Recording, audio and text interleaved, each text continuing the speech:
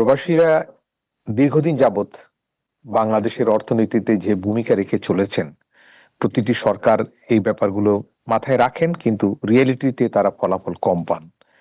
এবারকার এই নতুন সরকার, অভ্যুত্থানোত্তর একটা সরকার এসছে, সরকার এসে কিছু চেষ্টা করছেন, কিছু প্রণোদনা প্রস্তাবনা তুলে ধরেছেন, প্রবাসী কার্ড তারা প্রবর্তন করতে যাচ্ছেন। এগুলোর বাস্তবায়নটা কত স্মুথ হবে তার উপরে নির্ভর করবে প্রবাসীরা তার থেকে কতটা ফলাফল পেলেন। যে বাজেট ঘোষিত হয়েছে, যেটি শুরুতে আপনি বললেন, এই বাজেটে এটি বাংলাদেশের ইতিহাসের সর্বোচ্চ বাজেট। অত্যন্ত কি বলবো, যে উচ্চ ধারণা রেখে এই বাজেটটি করা হয়েছে।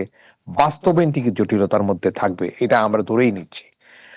বাস্তবায়নের পার্সেন্টেজ যদি ভালো হয় তাহলে বলবো আমরা বাস্তবে বাজেটের সফলতা এসছে, এবং সেটির জন্য কিন্তু প্রশাসনিক ব্যবস্থাপনা, রাজনৈতিক কমিটমেন্টস এবং পলিটিশিয়ানস, পার্টিকুলারলি দ্য লিডার্স, তাদের একটা দায়বদ্ধতা যদি নিশ্চিত করা যায়, দুর্নীতি রোধ করা যায়, প্রবাসীদেরকে যদি সম্পৃক্ত করা যায়। শুধু আমি একটা কথা এখানে প্রসঙ্গক্রমে বলে রাখি, একজন আমেরিকান ব্যবসায়ী ওইখানে আছেন, বাংলাদেশি প্রবাসী। বাংলাদেশের প্রবাসীদেরকে প্রায় 2 কোটি প্রবাসী বিভিন্ন দেশে বসবাস করছেন। আপনি এখন লন্ডন থেকে আমরা মনে করি প্রবাসী আমাদের সরকারের বিভিন্ন কার্যক্রমে সম্পৃক্ত হবেন, এবং এটি কিন্তু তাকে সহায়তা করবে সরকারকে, রাষ্ট্রকে প্রবাসীদের অংশগ্রহণ নিশ্চিত করতে এবং প্রবাসীদের তার অবদানটা নিশ্চিত করতে। অনেক প্রবাসী আছেন যারা হয়তো সরাসরি কোনো রাজনীতির সাথে সম্পৃক্ত নন, কিন্তু তারা তো দেশের মানুষ, তারা দেশের জন্য কিছু করতে চান।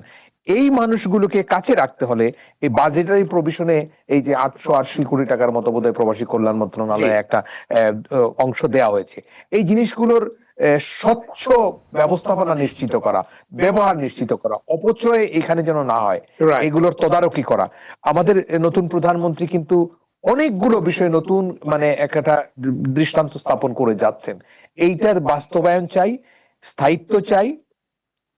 প্রবাসীদের জন্য আপনার অনেকগুলো দাবি ছিল, আমি পরবর্তী পর্যায়ের কথাতে আবারও আসবো, অনেক ধন্যবাদ, এবং এগুলো নিয়ে আমাদের বাস্তবায়নে আমরা দেখতে চাই।